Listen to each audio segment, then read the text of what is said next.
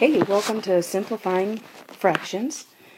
From this video, you should be able to simplify fractions, and I'll know you've got it when you can answer at least 2 out of the 3 exit ticket questions correctly.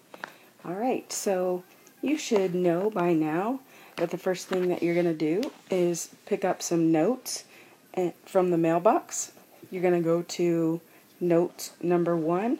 Get this sheet. You're going to write in your table of contents simplifying fractions from page 14, and you're going to glue this piece of paper onto page 14. You can glue it sideways if that helps. So pause the video and go do that, and then we'll come back.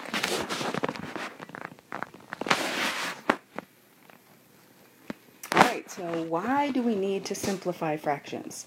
Problems will ask for answers in simplest form, and so simplifying fractions is simplest form. And also sometimes they will ask you on different tests or quizzes, you'll be asked to answer what fractions are equivalent or simplest form, and it might have those the same, but if they're asking for one answer only, then you're going to look for the simplest form. Okay.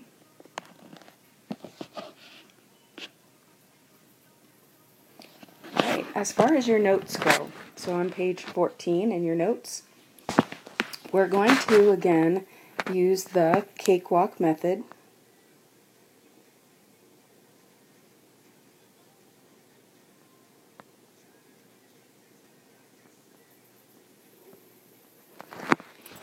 That we used for finding the greatest common factor.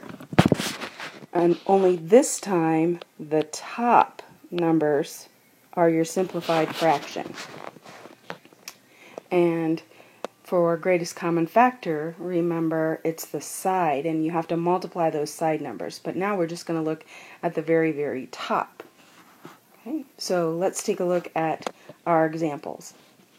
How about the first one? So again, we're going to write our first layer of cake, and in that we're going to put 10 and 24. And so I'm trying to think of the factors of 10 and 24 and something that they have in common. Well, the first thing that comes to my mind is 2. Okay, so 10 divided by 2 is 5, and 24 divided by 2 is 12. Now, there were some statements or questions, and so I wanted to remind you of those. I'm going to keep saying them over and over and over so that you can also get them memorized. Before I make the next layer, I want to say, do I have a 1 in my top? No, I don't. The second question I'm going to ask is, are these numbers, 5 and 12, are they in counting order? Well, no, we don't count and say 1, 2, 3, 4, 5, 12. So the third question is, do I have a prime number? Yes, I do have a prime number. It's 5. And since I have a prime number, I want to think, can I divide both of those numbers, 5 and 12, by 5? And the answer is no. So I am done. So to simplify this fraction is 5/12. Because remember, our answer is at the top of the cake this time. Okay. Make sure you're writing these down in your notes. Example 2. Again, starting with the cake, we're going to put that 20 and 32 in the first layer.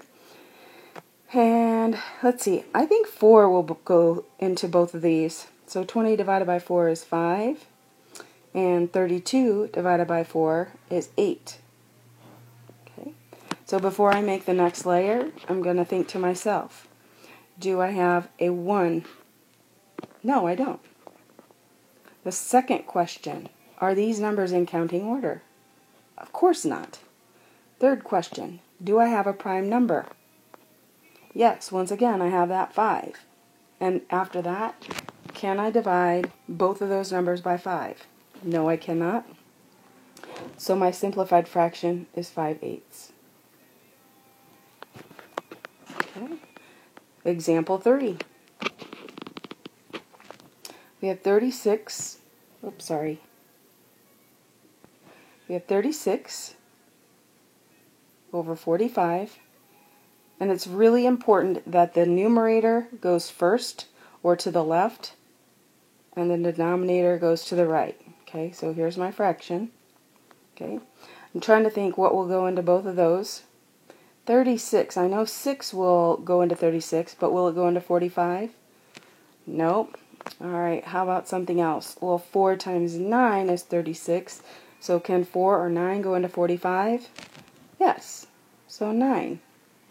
So 36 divided by 9 is 4, and 45 divided by 9 is 5.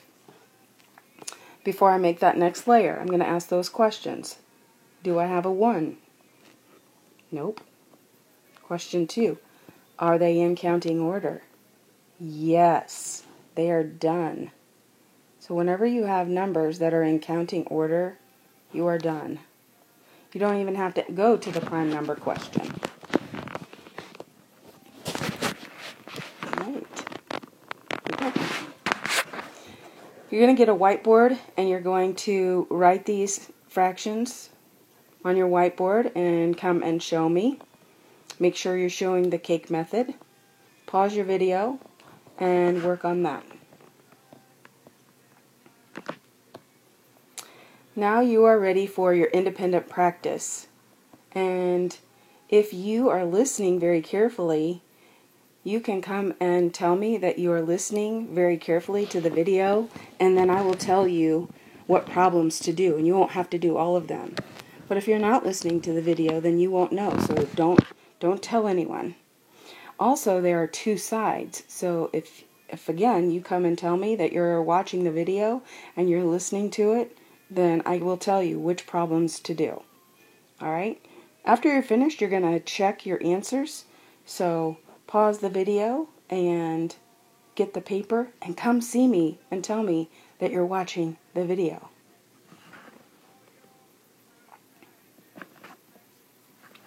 Alright, you're going to check your answers, and then you're going to come and tell me that you're ready for your exit ticket. Okay? I hope you're having an awesome day, and don't forget, go Hawks!